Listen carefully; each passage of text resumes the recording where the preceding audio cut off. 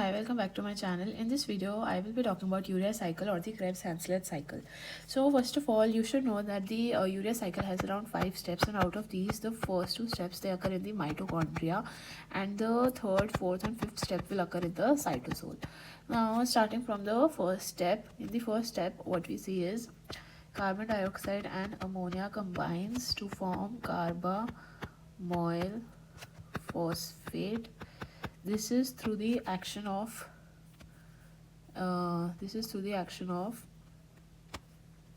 carbamoyl phosphate synthetase 1. Okay, now this carbamoyl phosphate, it combines with ornithine to form citrulline. Now, in this enzyme involved is ornithine transcarbamylase. Now, this citrulline is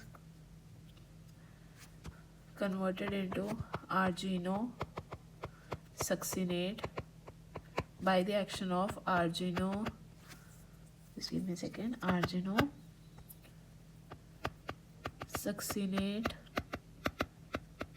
synthetase. Then arginosuccinate is converted into arginine by the action of arginosuccinase, and then argine is converted into ornithine by arginase. Now here there are certain things that you need to know. Now first of all, in this reaction 2 ATP are consumed, alright, and citrulline to arginosuccinate, again 2 ATP are consumed, so it is a deficit of 4 ATP. Then there are some products which are formed along the way. In arginine, in this reaction we get fumarate. Now this fumarate, as you know, goes back to the TC or the Krebs cycle, alright, and it forms oxaloacetate. Now this oxaloacetate again now this oxaloacetate will undergo transamination and it will form aspartate. Aspartate is involved in this reaction. Now urea has 2 NH4 groups, like 2 nitrogen groups.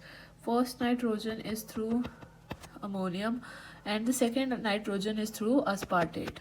Okay, this is also an MCQ question that they ask. Then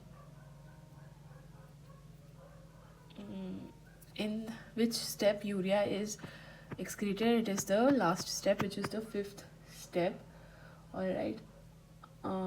This is about it. Now then there is one more question, that what is allosterically act, which compound allosterically activates CPS1? So it is N-acetyl cysteine. Now I told you first 2 steps take place in the mitochondria, so these 2 steps take place in mitochondria, rest all of the steps take place in the cytosol. So the gray ones are taking place in cytosol. Okay, now there is a few quick clinical questions they ask. It is related to the deficiencies. So if you have CPS1 deficiency, then it leads to hyperammonemia type 1. If you have CPS2 deficiency is something else, and it is involved in muscle dystrophy, and it does not have any connection with the urea cycle.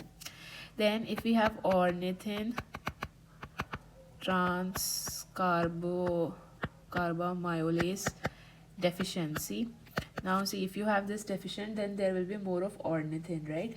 So it is hyperammonemia type 2. Okay, then if we have arginosuccinate synthetase deficiency in this step, so you can see that citrulline will be in excess, so you will have citrullinemia. Just write it, citrullinemia. Then if there is arginosuccinase deficiency, we will have more of arginosuccinate, so we will have arginosuccinic acid, urea. And if we have arginase deficiency, so we will have more of arginine, which is hyperarginemia. Alright, so this completes the urea cycle. If you like the video, do subscribe to my channel. And just a correction, instead of cysteine it is glutamate. Okay, and acetylcysteine is nothing but the antidote of paracetamol toxicity. So this completes the video of urea cycle and Krebs Hanslet cycle. If you like the video, do subscribe to my channel. Thanks for watching.